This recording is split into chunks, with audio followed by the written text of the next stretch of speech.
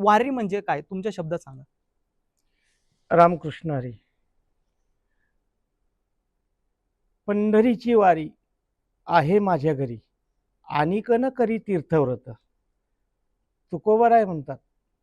म्हणजे तुकोबरायांच्या अगदी विश्वंभर बाबांच्याही पूर्वीपासून तुकोबरायांच्या घरामध्ये पंढरीची वारी होती आणि तो नित्यनेम महाराजांनी हा चालू केला होता. आणि तोच नियम महाराजांचे सुपुत्र नारायण महाराज यांनीही सुरू ठेवला, परंतु एक बदल केला वारीमध्ये. पूर्वी जी वारी जायची ती दिंड्या या स्वरूपामध्ये जायची. एकटा माणूस पायी चालणं हा वारकरी असायचा, त्याला वारकरी म्हटलं जायचं. पंढरीची वारी करायचा. आणि समूहाने लोक जाऊ लागले. 4 लोक, 2 लोक, 10 लोक, 100 लोक असे समूहाने जाऊ लागल्यानंतर त्याला एक दिंडीचं स्वरूप प्राप्त झालं. त्याला दिंडी म्हटलं जाऊ लागलं. बरोबर. आणि मग अशा दिंड्या पूर्वी जायच्या. हा फार पुरातन इतिहास आहे. बऱ्याच वर्षापासून अशा दिंड्या ह्या जात आहेत. परंतु पालखी सोहळा हा नारायण महाराजांनी सुरू केला. नारायण महाराज. 340वा या वर्षीचा तुकोबरायांचा हा पालखी सोहळा आहे. बऱ्याचशा लोकांना, अगदी वारकऱ्यांना सुद्धा काही काही माहीत नाही की हा सोहळा कुणी सुरू केला, हा कधी सुरू झाला, ज्ञानोबारायांनी वारी कशी केली, नाथरायांनी वारी कशी केली, अथवा तुकोबरायांनी वारी कशी केली, त्यावेळी पालखी सोहळे होते का, हे माहीत नाही बऱ्याच लोकांना. तुकोबराई वारी करायची, ज्ञानोबाराय करायचे, सगळ्या संतांनी वारी केलेली. बरोबर. परंतु हा पालखी सोहळा आणि याचे जनक हे तुकोबरायाचे तृतीय सुपुत्र नारायण महाराज यांनी सुरू केला. नारायण महाराज हे माऊलींचे अवतार असं समजलं जातं. तुकोबरायांनी फार मोठी सेवा केली माऊलींची.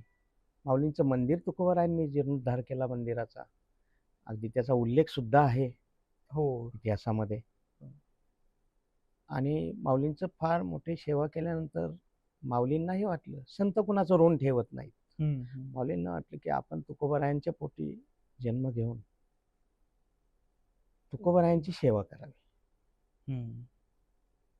आणि म्हणून माऊलींनी नारायण महाराजांच्या रूपाने तुकोबरायांच्या पोटी जन्म घेतला. परंतु नारायण महाराजांचा जन्म होण्याच्या अगोदर तुकोबरायांनी वैकुंठ गमन केलं होतं. नारायण महाराजांचा जन्म झाला, आमच्या जिजाऊ मासाहेबांनी त्यांचं पालन पोषण केलं. त्यांचं ते मोठे झाल्यानंतर त्यांना मार्गदर्शन केलं आमच्या जिजामातेने.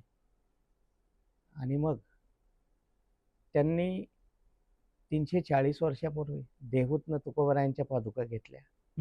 ते आळंदीला आले, आळंदीतनं माऊलींच्या पादुका घेतल्या आणि ते कावडी स्वरूपामध्ये, कावड इकडे एक असते आणि इकडे एक कसं, त्या कावडीच्या स्वरूपामध्ये त्या दोनही पादुका ठेवल्या आणि ते पंढरपूरच्या वाटेने मार्गक्रमण करत चालू लागले. शेतामध्ये काम करणारे लोक वगैरे ते पाहायचे की हे वेगळं दिसू लागलं ना. त्यांना ते विचारू लागले, महाराज हे काय. त्यावेळी महाराज फक्त म्हणायचे ज्ञानोबा तुकाराम, ज्ञानोबा तुकाराम. आणि मग तिथून पुढं हे भजन सुरू झालं. ज्ञानोबा तुकाराम, ज्ञानोबा तुकाराम हे भजन तिथून पुढं नारायण महाराजांनी हे लोकांना सांगू लागले. लोक विचारायचे हे काय, ते म्हणायचे ज्ञानोबा तुकाराम. आणि हे ज्ञानोबा तुकाराम भजनाचे जनक सुद्धा नारायण महाराज. नारायण महाराज. आणि त्याच्यानंतर मग कालांतराने पहिल्यांदा त्यांनी 1-2 वेळा काही केलं असेल, हे माझ्याही ऐकिवामध्ये आमचे मोठमोठे कीर्तनकार, आमचे अनेक देहूकर महाराज सांगतात, माहिती दिलेली आहे त्यांनी. बरीचशी ज्येष्ठ मंडळी तुकोबरायांचे वंशज आहेत, बरेचसे जण कीर्तन करतात आणि बरीचशी माहिती ते सांगतात आपल्याला.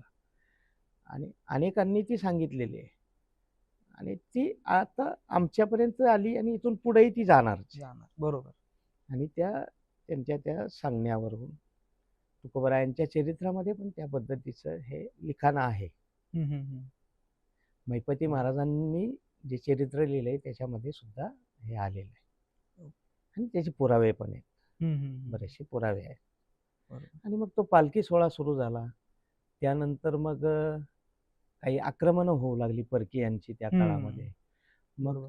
छत्रपती संभाजी महाराजांनी त्यावेळी राजाश्रय दिला वारीला पालखी सोहळा पालखी त्या सोहळा. वारीला. हम्म, हम्म, आणि मग ती जरी पताका ते घोडे त्यावेळेला ते दिल्यामुळं आजही जी जरी पताका चालती हम्म, हम्म, हम्म. तुकोबरायांच्या रथासमोर रथासमोर हा. ती आजही भोसले घराण्याकडनं येते.